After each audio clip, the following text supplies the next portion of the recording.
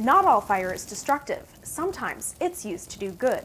For the Southeastern Longleaf Pine Forest, it's actually essential. The longleaf ecosystem evolved with fire, and essentially without fire, you can't have a healthy longleaf pine forest. That's why organizations like the Nature Conservancy conduct frequent controlled burns throughout the region.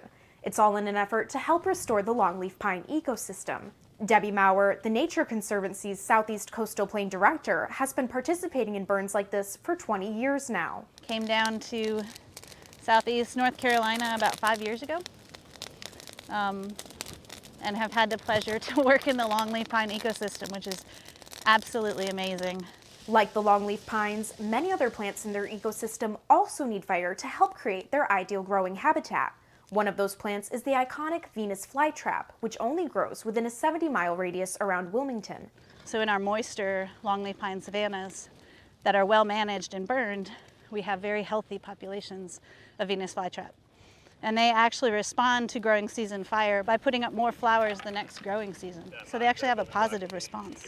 Controlled burns are also a way to fight fire with fire. Maurer says these burns can help stop the spread of wildfires. You don't get to choose the conditions of a wildfire. You don't get to choose the conditions, the ecological effects.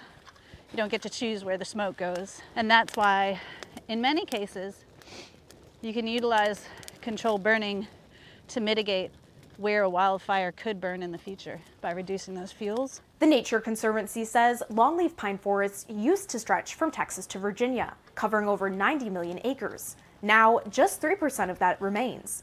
These controlled burns are an essential step in restoring the health of these ecosystems, and Maurer says she's proud to help fuel that effort. That is deeply rewarding because I care about it.